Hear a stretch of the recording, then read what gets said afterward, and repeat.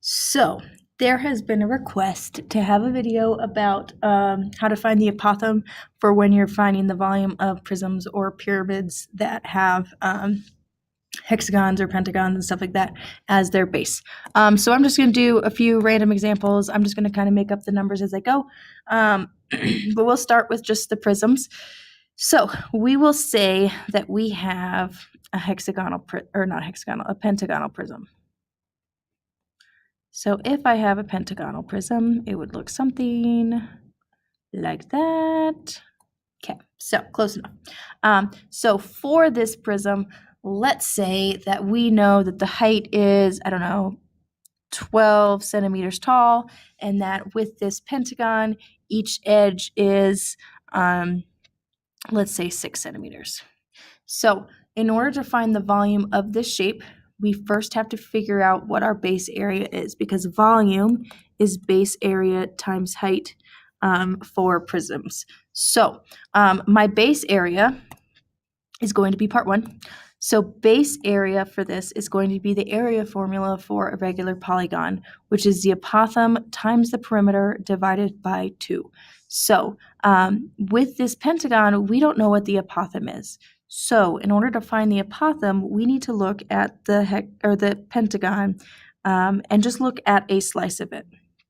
So with the pentagon, you're going to have 5 sides, but we're still just looking at one slice of it. And technically, this is not how the pentagon would be drawn, because mine looks more like a house and it should be even on all sides, but it's going to work for this. So to find your apothem, you're looking at a big slice of it, and then you're cutting that slice in half. So we're looking at the big slice because we need this full angle.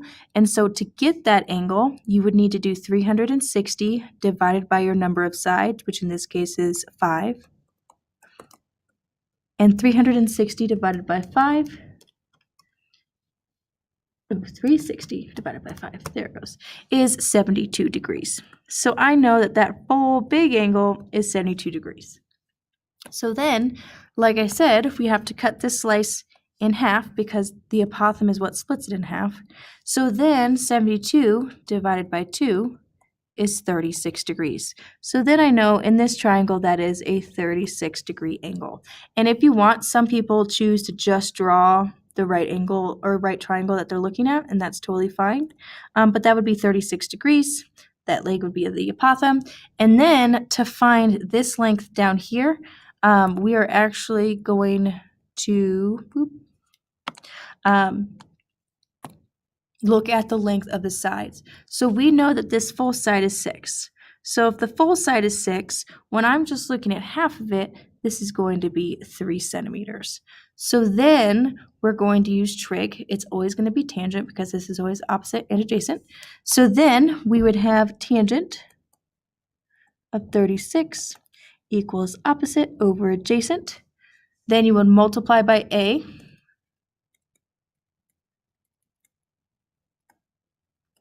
And then divide by tangent. And 3 divided by tangent of 36 is going to give us 4.13. It's 129, but we can just round up to 13. So then once you have your apothem, which I guess I should have written that formula somewhere else, but your base area is this value for your apothem, 4.13, times your perimeter. So because I have 6 and I have 1, 2, 3, 4, 5, that'd be 6 times 5, which is 30. Sweet, I can write it. And then we divide by 2. So then when you do that, this one would become base area of 61.937. So then you'll take this number and you'll plug it in for this big B. So we have volume equals, that is 61.937, and then our height is 12 because it's right here, so times 12. And so when you multiply by 12, you get a volume of 743.246. So we'll just round it to nearest tenth and say 0.2. And this would be centimeters cubed. Now, I don't think I want to go through and find the volume for all of these. If you want to, you are certainly welcome to. But I know a lot of people really just want to focus on how do I find the apothem, because plugging in numbers is pretty straightforward. It's just finding the apothem takes some extra work. So we've done a pentagon, let's do a hexagon, and then we'll do an octagon. So if I had a hexagonal prism, and I'm just going to draw the hexagon base of it.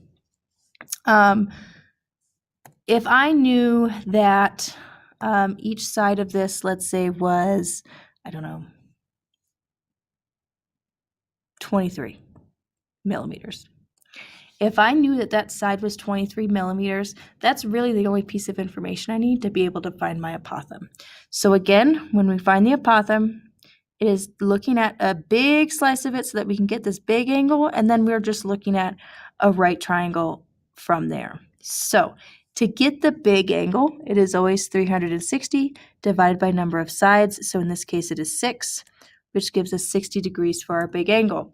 But then, because again, we're only looking at half of it, we're going to divide this by 2 to get 30 degrees.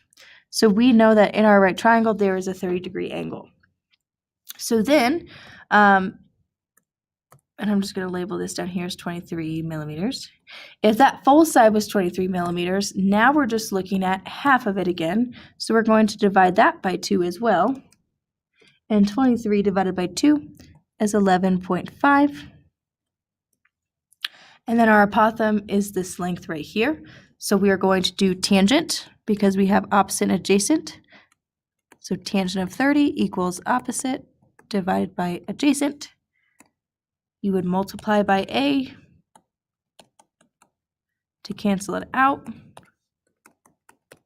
And then you divide by tangent of 30.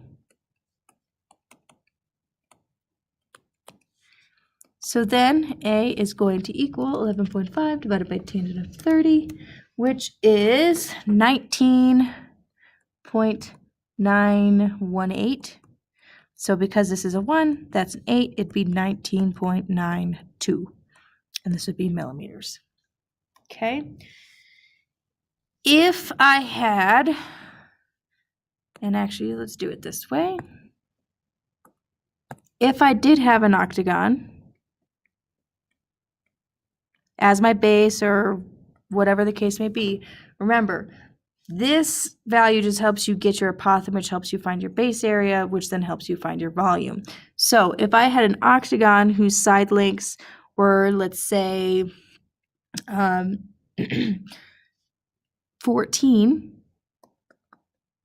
and we'll do centimeters again, why not? In order to find the apothem, again, we're looking at a slice of the octagon.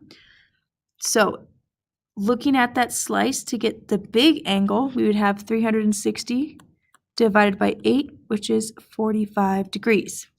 Now, again, you are really just looking at that right angle. And I would suggest, if you haven't already, try and do this on your own and just check your answer at the end. So we're doing 360 divided by 8 to get 45 degrees. Then to just get this little angle up at the top, we're going to divide 45 by 2, which gives us 22.5 degrees. And then we have our apothem, which we don't know, so that's just going to be A. And then our opposite is going to be half of this 14, so that's going to be 7 centimeters. So then we're going to use trig. Again, it's always going to be tangent, so tangent of 22.5 equals 7 divided by apothem. We multiply both sides by A, and then we divide by the tangent, which normally, if you remember in class, I have a tendency to call it mathemagic because I get lazy and don't want to write all my work. Bad teacher. But with your mathemagic, you get A equals 7 divided by the tangent of 22.5, which would give you 16.899. So because we're looking at that hundredths, that 9 tells us to round up, so it'd be 16.90 in this case. So it actually changed 2 of our numbers. That happens sometimes. But again, that is our apothem. So then we would plug that in to the area equals apothem times perimeter divided by 2 formula, and then you'd plug it into the volume formula. I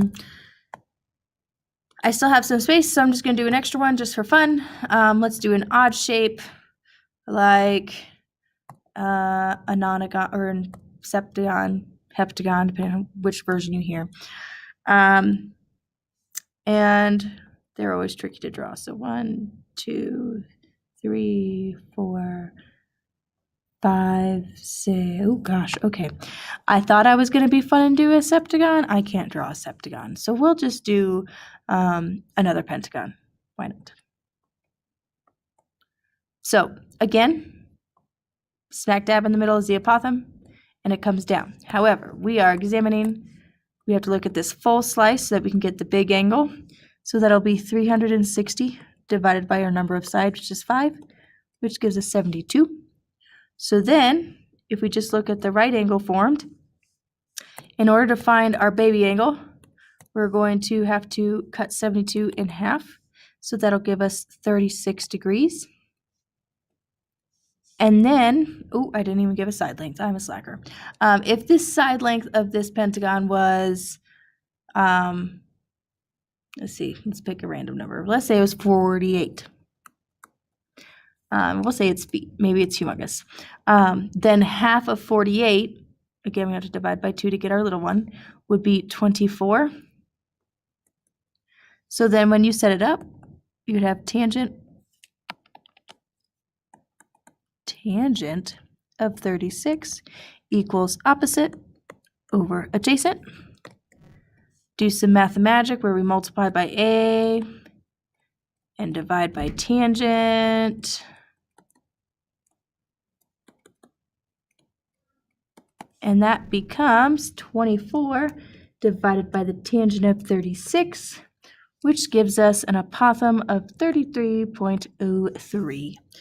So hopefully this helped you get a little bit more comfortable with finding the apothem. The main thing, and I'll write out some steps in case it helps you, you need to find our big angle, which is 360 divided by number of sides. Then you find your baby angle,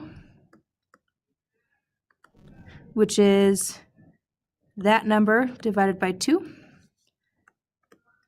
Set up the trig with it. Always tangent something equals your opposite over adjacent, whatever they may be. And then solve for the apothem.